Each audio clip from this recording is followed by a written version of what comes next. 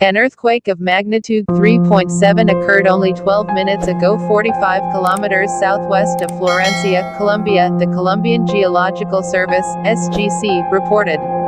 The quake hit at a very shallow depth of 3 kilometers beneath the epicenter near Florencia, Caqueta, Colombia, late at night on Thursday, February 22, 2024, at 10:42 p.m. local time.